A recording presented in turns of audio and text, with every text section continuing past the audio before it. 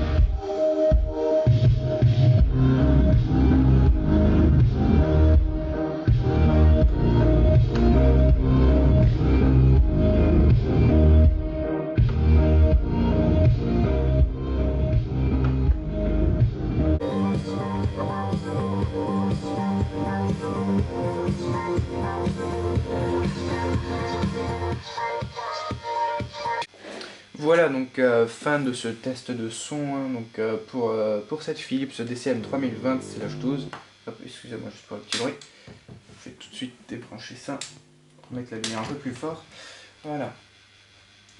Donc je vais essayer de mettre un ralenti, je sais pas du tout si ça va marcher, hein,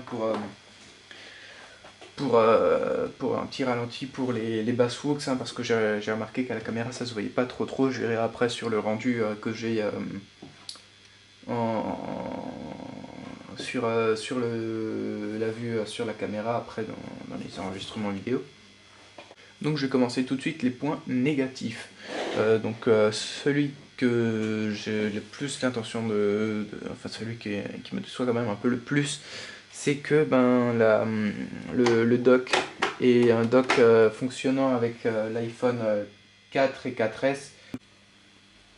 Donc fonctionnant avec toutes les anciennes prises Apple, la prise, le dock, je sais plus combien de pins c'est, il me semble 38 ou quelque chose comme ça. Maintenant, donc sur le Lightning, on en a 8. Donc ça a quand même bien changé et c'est plutôt décevant qu'ils nous fournissent ceci et pas le nouveau, parce qu'actuellement on a plus de nouveau. Alors vous pouvez toujours vous procurer un adaptateur sur internet avec la prise Lightning, donc vous branchez juste votre petit clips là-dessus et ça marche. Bon, moi je ne l'ai pas acheté, j'en avais un autre, mais au final ça ne marche pas. Enfin, un petit truc qu'on branchait en USB, donc je vous parlerai juste après aussi un point négatif.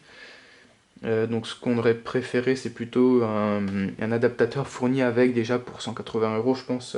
Philips peut largement le fournir, hein. C'est pas comme si maintenant ils étaient en faillite. Donc je vous parlais juste avant de l'USB.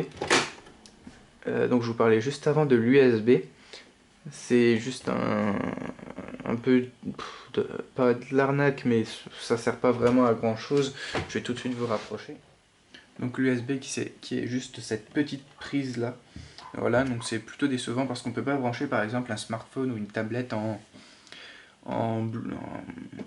excusez-moi, en USB. Ça c'est plutôt décevant, et puis on aurait aimé pouvoir aussi charger son smartphone par rapport, enfin via cette prise, hein, parce que c'est juste pas possible et c'est franchement décevant. On peut juste y mettre une clé USB ou un baladeur MP3 un peu, enfin vraiment bas de gamme. Et encore, ça je ne suis pas sûr que ça marche. Troisième point négatif, c'est ce lecteur CD là, donc un peu discret quand même, que je trouve décevant tout simplement parce que, écoutez ça. Alors même si je ne l'utilise pas, c'est quand même une fonction que on aimerait que ce soit quand même discret, ou au moins une petite fente comme on a dans certaines voitures. On a juste à mettre le CD dedans et ça rentre tout seul. Il y a un petit système de roulement pour faire rentrer le CD dedans. C'est quand même plus agréable que d'entendre ce bruit vraiment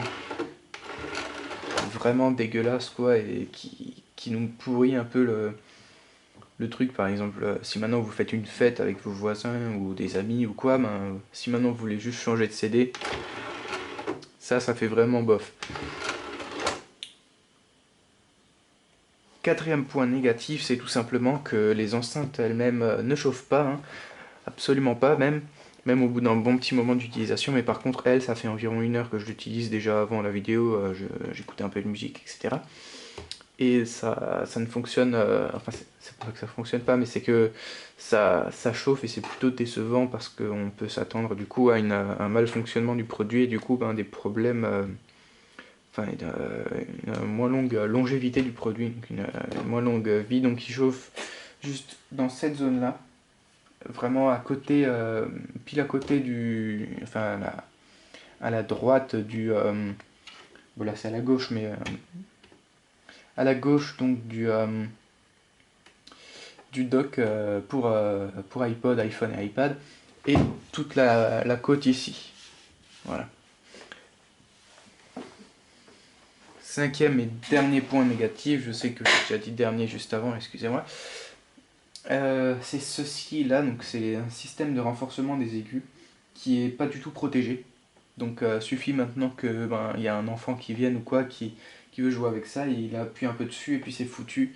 Le petit truc, l'espèce de protection ou je sais pas trop quoi, est totalement foutu, et du coup c'est pas possible de le ressortir, ou alors il faudrait démonter tout et puis après essayer de le pousser, mais ça je suis pas sûr que ce soit possible. Et c'est plutôt décevant parce qu'on aurait pu. Enfin, Philips aurait franchement pu mettre au moins une petite grille ou un filtre tendu, histoire qu'on ne puisse pas du tout appuyer dessus, mais c'est pas possible. C'est un peu trop cher pour Philips, bien sûr, et puis voilà, ils ne l'ont pas mis. Sixième, et cette fois-ci vraiment dernier point négatif, hein, excusez-moi, mais c'est tout simplement le manque de connectivité. Non pas par câble comme ces deux entrées qu'on peut voir en façade, mais c'est tout simplement le manque du Bluetooth, qui est franchement un accessoire que tout le monde peut attendre sur une chaîne hi-fi que l'on a actuellement en 2014, hein, fin 2014. C'est vraiment le Bluetooth que pratiquement tout le monde utilise de nos jours, et puis dès qu'on est un peu loin ou quoi, le câble fourni avec de seulement 80 cm, une prise jack de 80 cm, c'est pas suffisant. On peut franchement, même si maintenant ils nous mettaient 1 mètre, 1 m 10 ou quoi, il suffit juste de rajouter un bon Bluetooth ou quoi. Bon, il existe des docks qui fournissent du Bluetooth, mais c'est pareil, après c'est nouveau à nos frais, et puis pour 180 €, Philips aurait aussi pu rajouter ce Bluetooth si déjà le dock n'est pas du tout à jour par rapport à la génération de matériel. Les points positifs maintenant, c'est tout simplement ce système de basse Woox que l'on apprécie plutôt pas mal, et aussi le système de renforcement des bébés qui est plutôt pas mal, hein, donc le système de renforcement des basses que j'ai dit en début de vidéo, qui est plutôt agréable, et le son qui est plutôt fort aussi. Donc moi en général, bon là j'avais monté un peu pour le test des basses, mais ça suffit largement. Si maintenant vous êtes à votre bureau comme moi et que vous écoutez juste une musique comme ça suffit largement un seul de volume.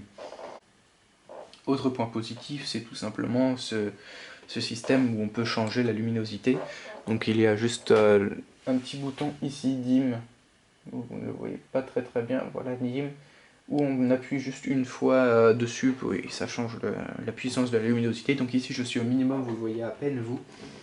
Donc volume 1, enfin puissance 1, puissance 2 maintenant, vous voyez bien, et puissance 3 où il y a le bleu qui s'allume autour.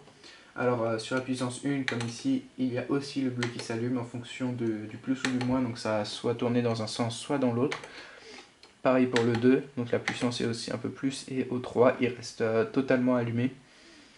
Et c'est plutôt bien.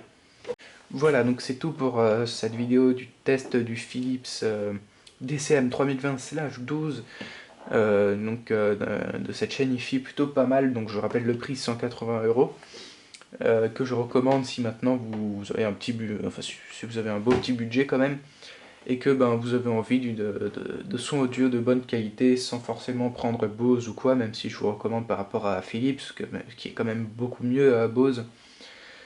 Mais bon, c'est pas, enfin on fait pas une vidéo sur Bose, donc je la recommande. Et puis merci d'avoir regardé cette vidéo. Si ça vous a plu, etc., abonnez-vous et laissez un pouce vert.